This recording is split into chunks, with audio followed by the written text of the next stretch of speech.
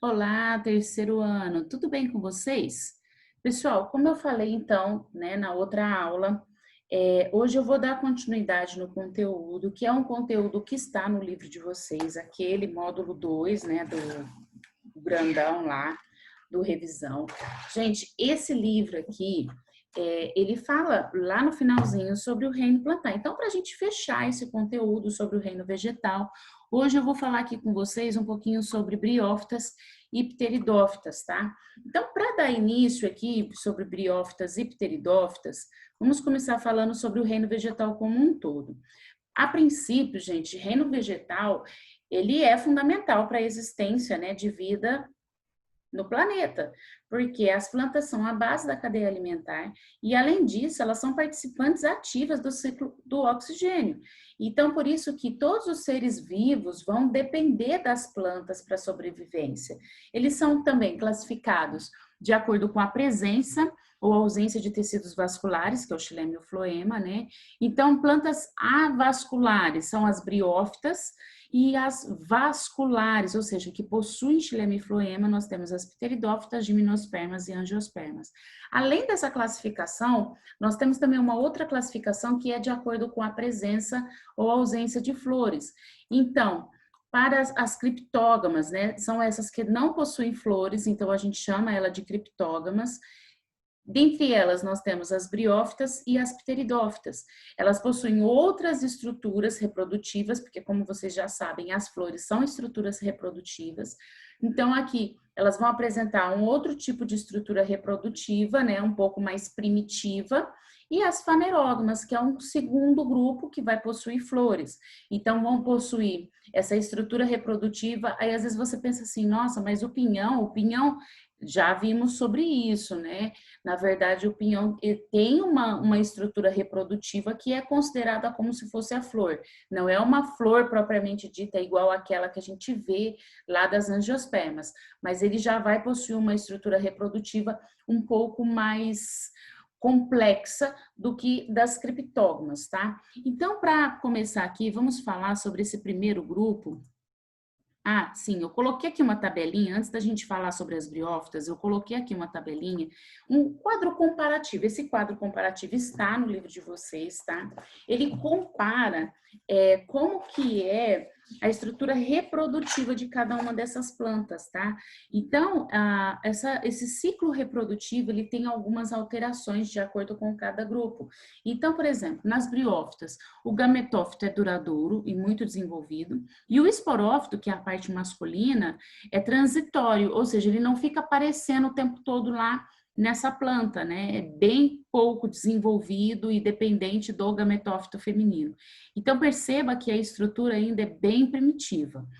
E aqui, nesse caso das briófitas, eles vão depender completamente da água para conseguir se reproduzir. E aí, daqui a pouco eu vou falar um pouquinho mais sobre briófitas, vocês vão entender por quê. Além delas, né, nós temos as pteridófitas, que o gametófito já é transitório, ou seja, não fica aparecendo o tempo todo, é simples e pouco desenvolvido.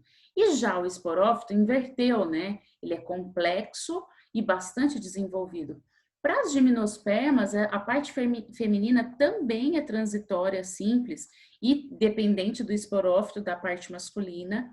E o esporófito é duradouro, complexo e muito desenvolvido. Então, perceba que aqui no caso das estruturas reprodutivas da pteridófitas e gimnospermas são bem parecidos, tá?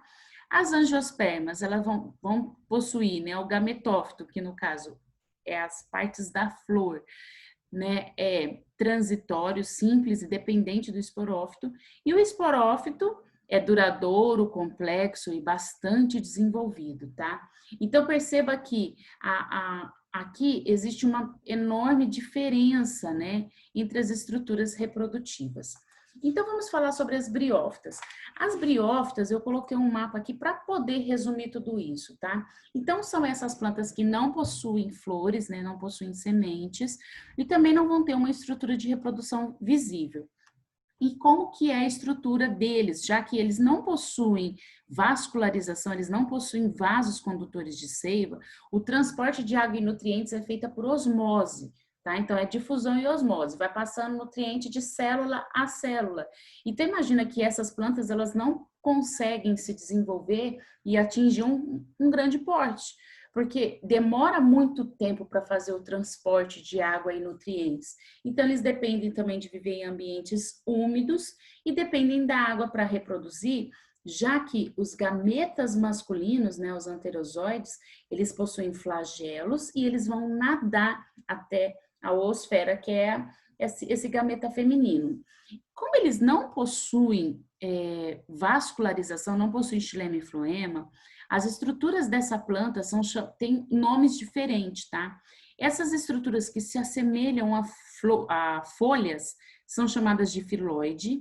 A que se assemelha a um caule, né, que é da onde parte os filóides, é chamado de cauloide.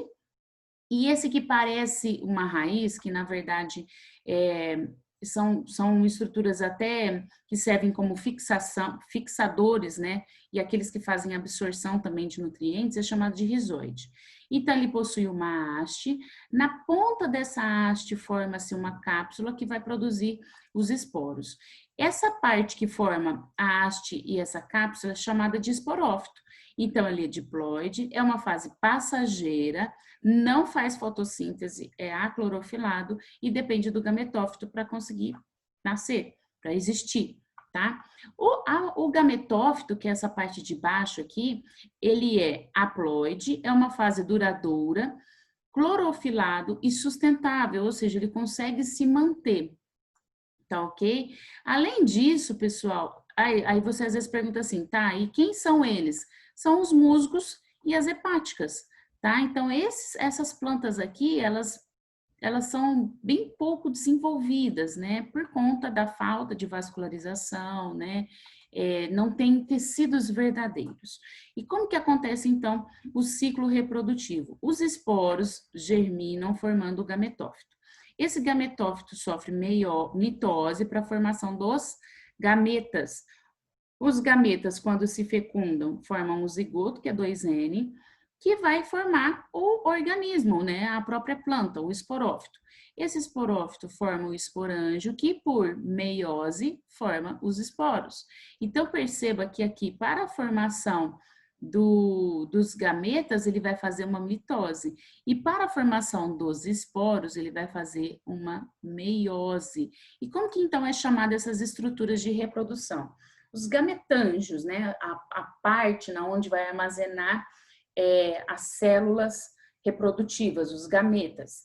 Os gametângios, o masculino é chamado de anterídeo e o feminino é chamado de arqueogônio. E os gametas, como que são chamados? O masculino é de anterozoide, que é esse gameta flagelado, né, que vai depender da água para chegar até a oosfera, que é o gameta feminino, tá ok? Então, aqui é um resumão das briófitas, que são essas plantas primitivas, né, plantas pouco complexas, e por isso que elas não conseguem atingir um grande porte. E as pteridófitas? As pteridófitas, pessoal, são as samambaias e avencas, tá? Então, as pteridófitas, elas já vão possuir vasos condutores de seiva, né? Então, são plantas com tecidos especializados. Então, vocês devem se lembrar daquela aula sobre tecidos meristemáticos? Pois então, nas pteridófitas, eles vão ter um desenvolvimento de tecidos primários, tá? Então, há a formação de xilema e floema, mas não é tão complexo quanto o que aparece lá nas dicotiledôneas, tá? Os vasos condutores de seiva, então, eles vão ter uma maior disponibilidade de água, né? E fazem esse transporte bem rápido de nutrientes, e o que acaba proporcionando também uma maior sustentação. O xilema fica mais interno aqui na planta, né? No meio do caule. Ele vai transportar a seiva bruta, que é água e os sais minerais, sempre num sentido único, assim como as outras, né? De baixo para cima, das raízes em direção ao topo das folhas. E tem muito aí também a presença de lignina, que é o que vai conferir essa rigidez, né? E vai impermeabilizar a planta contra a ação externa. O floema já é um tecido vivo, né, que vai transportar a seiva elaborada, que é produzida lá pela fotossíntese nas folhas.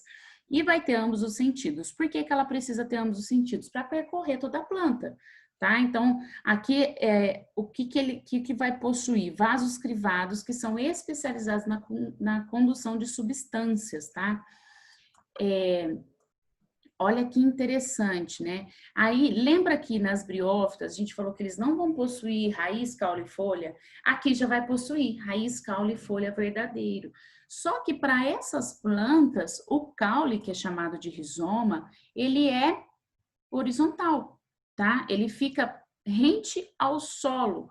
Então, dele vai produzir aqui a raiz e as folhas nascendo para cima. A folha, que são chamadas de folhas jovens, né, que elas vão ficar sempre enroladinhas, a gente chama de báculo. Nessas folhas aqui, né, forma-se os soros. Com certeza vocês já devem ter visto os soros. Eu vou mostrar uma imagem para vocês verem, né? E dentro desses soros, tá até aqui a imagem, olha só que interessante. Dentro desses soros, vai produzir vários esporos. Então, não é que aqui, cada bolinha dessa daqui é um esporo. Não, é que dentro de cada bolinha tem milhões e milhões de esporos, tá? Deixa eu voltar aqui. Então, pessoal, é dentro dele que vai produzir esses esporos. Esses esporos, né, vão conseguir chegar também, dependendo ainda da água, né, eles vão conseguir chegar até os arqueogônios, né, que é a parte feminina, fecundar a oosfera para a formação aqui do novo esporófito, desse novo organismo. Então, os soros são estruturas de reprodução da planta, porque eles são conjuntos de esporângios, que por meiose vai produzir os esporos. Qual que é a fase dominante dessas plantas? O esporófito. E a passageira é o gametófito, né? Que vai só sobreviver até que o esporófito seja independente. Então, depois ela vai ter uma fase que ela não vai mais existir na planta, ela vai só ficar ali, faz a parte dela para a reprodução e depois não aparece mais na planta, tá? Então, essas são as pteridófitas. Eu quero finalizar aqui com vocês fazendo um exercício que está na página 65, que é esse exercício da PUC de São Paulo. Ele diz o seguinte: considerando as seguintes características, alternância de gerações com esporófito predominante sobre o gametófito, é daquele quadro comparativo que a gente acabou de olhar. Presença de tecidos de condução. Olha que importante esse 2 aqui, né? Presença de tecidos de condução, ou seja, xilema e floema. E ocorrência de meiose espórica. Mesmo que você não saiba muito bem o que o 1 e o 3 está dizendo, já dá para responder, tá? Então, olha o que ele pergunta. Um musgo, a briófita, e uma samambaia, a pteridófita, apresentam em comum. Gente, o 2 ele não pode apresentar. Já eliminei 3 alternativas aqui, ó. Já eliminei a alternativa a B e a D. Porque ele não vai apresentar vaso, a briófita não tem vaso de condução, ela é avascular. Então, já eliminei 3 alternativas. Eu poderia ficar entre a 1 e a 3. Vamos voltar e falar de novo, né? Olha o que fala 1. Alternância de gerações com o esporófito predominante sobre o gametófito. Acontece isso nos dois? Não, né? Porque a gente viu que é inverso nos dois. Então, mesmo que você não saiba em quem vai acontecer, quem é predominante sobre quem, já dá para responder que isso daqui não é a mesma coisa para os dois. Então, qual que seria a alternativa? Alternativa E. Então, percebam, pessoal, que é apenas você entender o conceito, você não vai ter que saber todas as coisas de cabeça. Mas se você sabe uma coisinha, um conceito, briófita nunca, isso daí não adianta, tem que saber mesmo. São plantas avasculares, por isso que elas são pequenas, vão fazer a condução por osmose, não tem xilema e floema. Então, aqui eu já eliminaria. Tá? Então, por isso que é bem importante vocês prestarem atenção nesse tipo de pegadinha que às vezes pode aparecer aí nos vestibulares e entender o conceito como um todo, tá ok?